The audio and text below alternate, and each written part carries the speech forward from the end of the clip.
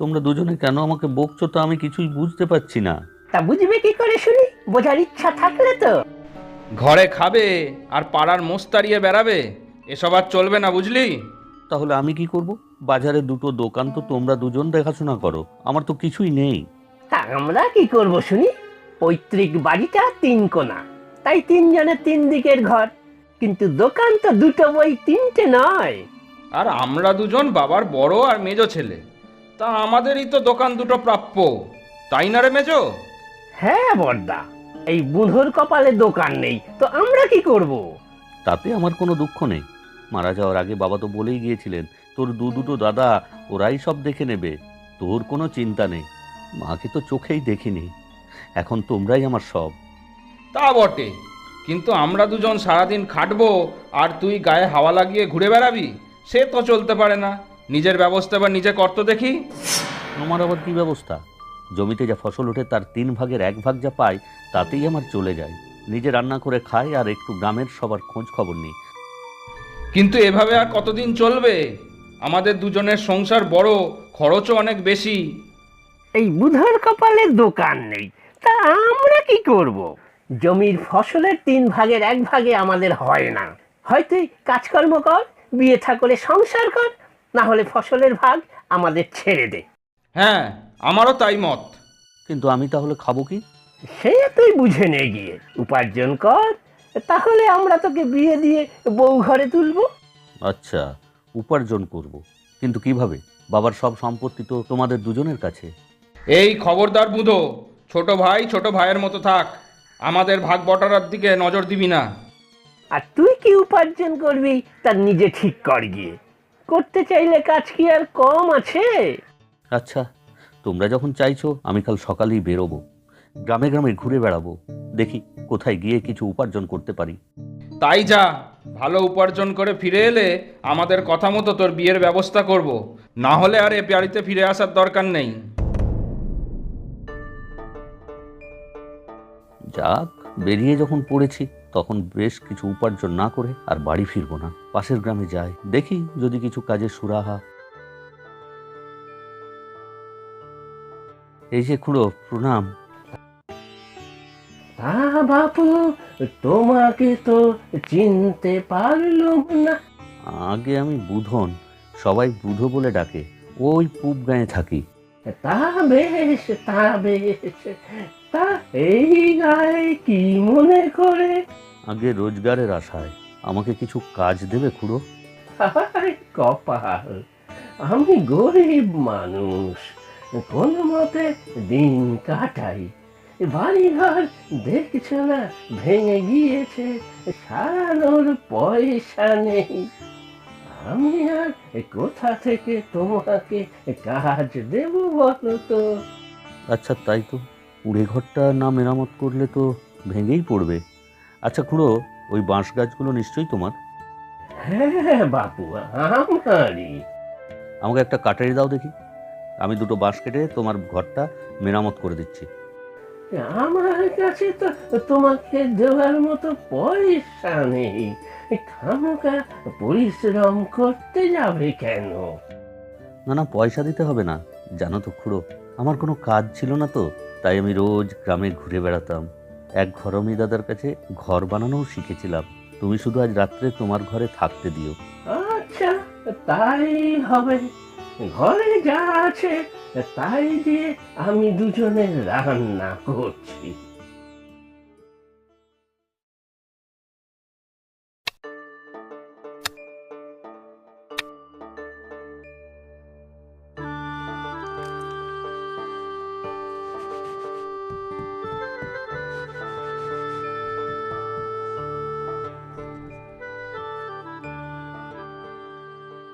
দেখো খুড়ো, দেখো, তোমার ঘর এখন মজবুত হয়ে গিয়েছে, আর ভেঙে পড়বে না। বাহ, তাই তো দেখছি। এবারে এসো, চারটি খেয়ে নাও তো দেখি। শুধু ডাল ভাত কিন্তু। সময় ডাল ভাত, আর কি চাই? বাহ, এই তো কাঁচা পেঁয়াজ আর কাঁচা লঙ্কাও আছে। আহা, অমৃত। তা বাপু, তোমার বাড়িতে কে কে আছে শুনি? দুই দাদা আর বৌদি। বাবা গত বছর মারা গিয়েছে, মা আমার জন্মের সময় ছেড়ে গিয়েছেন। দুঃখ করো না, দুঃখ করো না। কর্মঠ ছেলে তুমি, নিশ্চয়ই ভালো রোজগার করতে পারবে।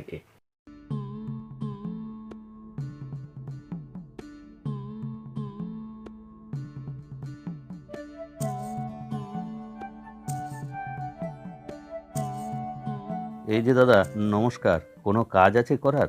আমি করে দিতে পারি। না গো ভাই, কাজ থাকবে কি? আমার ছোট চায়ের দোকান, বিক্রি বাটা বেশি নেই, যতটা পারি নিজেই করি। এই যে দোকানের পেছনে পাশে সব ঝোপ জঙ্গল হয়ে আছে, তা তো সাফ করা দরকার। পরিষ্কার পরিচ্ছন্ন না থাকলে খদ্দের আসবে কেন? তা তো ঠিক, কিন্তু তুমি চিন্তা করো না, এই আমি সব পরিষ্কার করে দিচ্ছি। আরে তোমাকে পয়সা দিতে হবে না কো। সত্যি বলছো তুমি? পয়সা নেবে না কিন্তু কাজ করে দেবে? না না না, এসবের দরকার নেই। ছি ছি ছি। আচ্ছা, তুমি না হয় আমাকে এক কাপ চা খাইয়ে দেবে?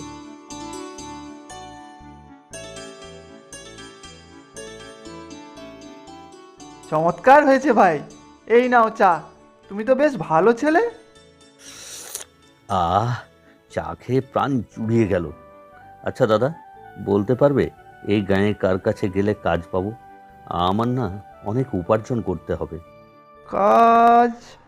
আচ্ছা, তুমি না হয় কার্তিক মণ্ডলের কাছে যাও, পুকুরে মাছের চাষ করে। ওর কাছে কিছু কাজ থাকলেও থাকতে পারে।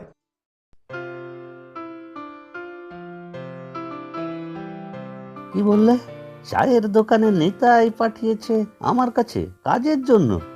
আগে হ্যাঁ, আমি সব রকমের কাজই জানি। কি যে বলি ভাই, মন্দার বাজার। গত বন্যায় চাষের মাছ সব ধুয়ে গেল, মেলা লোকসান হয়েছে। ঋণের টাকা শোধ করতেই অবস্থা খারাপ। কাজ দেব কি? এই বুঝি আপনার পুকুর? হ্যাঁ, আরো দুটো আছে, কিন্তু এবারে আর চারা মাছ ছাড়া হয়নি। আরে কচুরিপানায় পুকুর ভরে গিয়েছে। আচ্ছা, দাঁড়ান দাঁড়ান, আমাকে একটা বাঁশ দিন তো, আমি এখনই পুকুর পরিষ্কার করে দিচ্ছি। না না, থাক থাক, তোমার মজদুরি দেওয়ার মতো পয়সা আমার নেই ভাই। না না, টাকা দিতে হবে না এখন। আপনি মাছের চাষ তো করুন, তারপর দেখা যাবে। তবে আজকের খাবারটা দেবেন, আর রাত্রে শুতে। সে আর এমন কি, তবে হ্যাঁ, পুকুরে ভালো চাষ হলে তোমার কথা আমি ভুলবো না।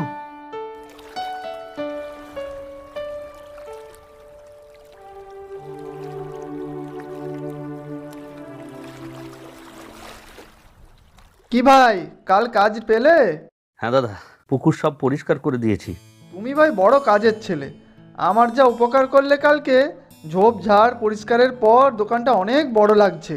আর এই যে দাদা, তোমার দোকানের পাশে এত বড় জায়গাটা ফাঁকা হলো, ওটা কার? ওটা ভাই আমারই, কাজে লাগে না বলে জঙ্গল হয়ে যায়। তাহলে আমি এক কাজ করি, তোমার দোকানের পেছনে যা বাঁশ কাঠ সব দেখলাম, তা দিয়ে এখানে একটা চালা তৈরি করে দিই। কিন্তু কি হবে অত বড় চালা নিয়ে? চায়ের দোকান আমার, কতই বা জায়গা লাগে। কেন দাদা, চায়ের পাশাপাশি তুমি আরো খাবার তৈরি করো, দেখবে খরিদ্দার বাড়বে। তা তো জানি, এখানে ভাতের হোটেল নেই। চালু করতে পারলে ভালোই চলবে, কিন্তু আমি তো চা ছাড়া আর কিছুই জানি না। চিন্তা নেই দাদা, আমি তোমাকে রান্না শিখিয়ে দেব। ও বাবা, তুমি রান্নাও জানো? বলেছিলাম না, পাড়ায় পাড়ায় ঘুরে বেড়াতাম। এক রান্নার ঠাকুরের সাথে ভাব হয়েছিল, কয়েকদিন সাথে কাজ করেছি। তোমার চিন্তা নেই দাদা, আমি সব দেখে নেব।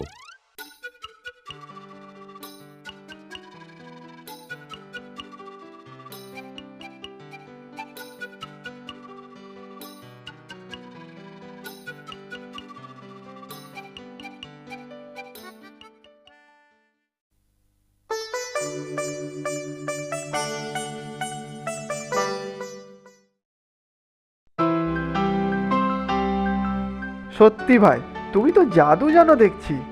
এত বড় হোটেল, চেয়ার টেবিল সব একার হাতে বানিয়ে ফেললে। আর তোমার রান্নারও কি হাত!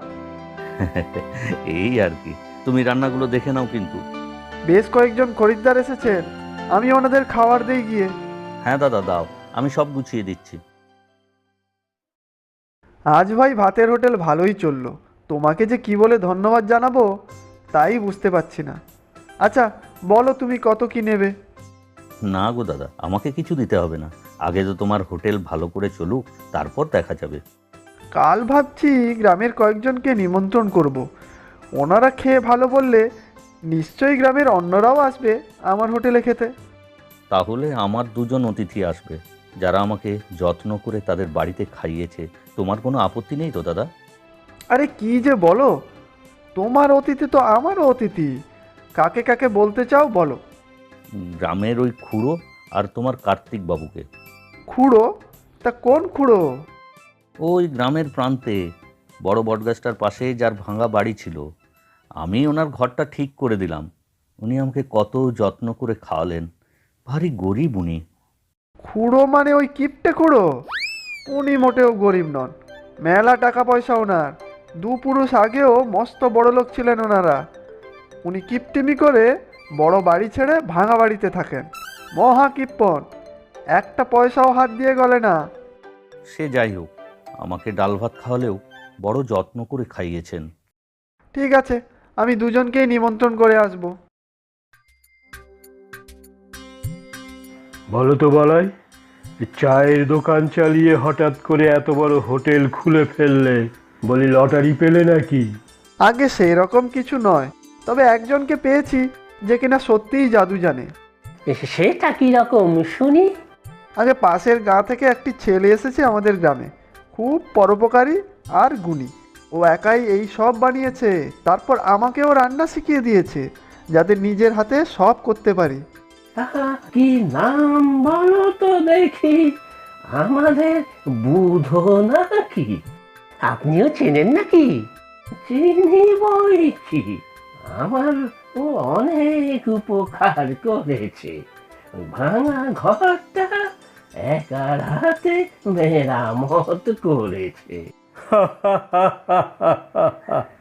আপনিও বিনা পয়সার মজুর পেয়ে সব করিয়ে নিয়েছেন। তা বাপু, তোমরা আমাকে টিপতে বলতেই পারো, আমার তাতে কোনো দুঃখ নেই। এই অপচয় আমি দু চোখে দেখতে পারি না। সে তো নিজে থেকেই সব করলো। হ্যাঁ হ্যাঁ, আমার পুকুরও সব পরিষ্কার করে দিয়েছে। আমি আবার মাছ চাষ শুরু করেছি। তা কোথায় সে এখন?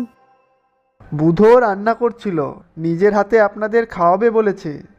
ওই তো এসে গিয়েছে। এই তো, আপনারা সবাই বসে গিয়েছেন। আচ্ছা আচ্ছা, আমি খাবার দিচ্ছি। আপনারা শুরু করুন, আমি এঁচোড়ের তরকারি নিয়ে আসছি। আহ, কি স্বাদ হয়েছে রান্নার, চমৎকার। সত্যি খুব ভালো রান্না হয়েছে। এই নিন তরকারি। রান্না যখন ভালো লেগেছে তাহলে আবার আসবেন কিন্তু এই বলাই দাদার ভাতের হোটেলে। আর গ্রামের অন্য 5 জনকেও বলবেন। হ্যাঁ হ্যাঁ বলবেন, কিন্তু আজ শুধু ডাল তরকারি খাওয়াতে পারলাম। পরে হোটেল ভালোভাবে চালু হয়ে গেলে কবজি ডুবিয়ে মাংস ভাত খাওয়াবো। ডাল তরকারি বলছো কি হে? এই এঁচোড়ের তরকারি তো মাংসের থেকেও সুস্বাদু। এরপর একদিন আসবো ভাই বুধো, তোমার হাতের মাংসের স্বাদ নিতে। সে আর হওয়ার নয়, বুধো কালকেই অন্য কোথাও চলে যাবে। সে কি, কেন? আমি ঘর থেকে বেরিয়েছি উপার্জনের জন্য। বেশ কিছু উপার্জন করলে আমি ঘরে ফিরতে পারবো। তখন দাদারা আমাকে বিয়ে দেবে। আমি আমার উপার্জনের টাকা দিয়ে বাড়িতে থেকে দাদাদের মতো ব্যবসা করব। তোমার দাদাদের কিসের ব্যবসা? জামা কাপড়ের দোকান। আমিও তাই করতে চাই। বাহ, ভালোই হলো। আমারও তো কাপড় জামার ব্যবসা। তুমি দোকান দিলে আমি তোমাকে পাইকারি মূল্যে জামা কাপড় দেব। পরে ব্যবসা বড় হলে তুমি একটা ছোট কারখানা করে ফেলো, আমি তখন তোমার থেকে মাল কিনবো। কাপড় জামা তৈরির কারখানা পারবো আমি? কেন পারবে না? কত পরিশ্রমী ছেলে তুমি। তাহলে ভাই তোমার বিয়েতে লোকজন খাওয়ানোর দায়িত্ব আমার। তুমি আমার এত উপকার করেছো। আর বিয়ে বাড়িতে যত লাগবে সব মাছের যোগান দেবো আমি। আমি এই গ্রামের সব থেকে পুরনো পণ্ডিত। আমি নিজের হাতে বুধোর বিয়ে দেব। তাহলে আর দেরি কেন? বুধো ভাই, বিয়েটা তাড়াতাড়ি সেরেই ফেলো। সবই তো হলো, কিন্তু আসল যেটা সেটা হলো উপার্জন, যা দিয়ে আমি ব্যবসাটা শুরু করতে পারি। দেখি কোথায় কাজ করে সেটা করতে পারি। সবাই তো বাপু তোমাকে কত কিছু দিল, কিন্তু আমি তো কিপন, তাই সহজে কিছু আমার হাত থেকে গলবে না। হ্যাঁ, তবে তবে আমার একটা কাজ আছে, যদি কাল একটু করে দিতে পারো। সে আমি করে দেবো খুড়ো, কাল সকালেই যাব। তবে উপার্জন কিছু হবে না ভাই, সেটা আগেই বলে দিলাম। আমাদের খুড়ো যা কিপটে। কি করতে হবে বলো খুড়ো? এই যে পুরনো গোয়াল ঘরটা আর ব্যবহার হয় না, তুমি বাপু এটাকে পরিষ্কার করে ফেলো। এই যে মাটি দিয়ে উঁচু করা জায়গাটা, সেটাও মাটি কেটে সমান করে দিও। আচ্ছা খুড়ো, সব করে দিচ্ছি। টাকা পয়সা কিছু দিতে পারবো না, আগেই বলে দিলুম কিন্তু। আরে জানি জানি, আর বলতে হবে না। তবে তোমার হাতের ডাল ভাত না খেয়ে কিন্তু আমি যাব না। সে হবে কোন। আর শোনো বাছা, এখানে পরিষ্কার করতে গিয়ে যদি কিছু পাও, তবে সেটা কিন্তু তোমার। আগে বুঝলাম না। আহা, আমি কেপন হতে পারি, কিন্তু আমার পূর্বপুরুষের মেলা পয়সা ছিল। আমি যক্ষের মতো সেই সব আগলাচ্ছি এখন। বাপ দাদারা অকাতরে পয়সা খরচ করেছে, আর তাই সেই সব কোথায় কি আছে তা আমিও জানি না। তুমি কিছু পেলে আমি খুশি হব।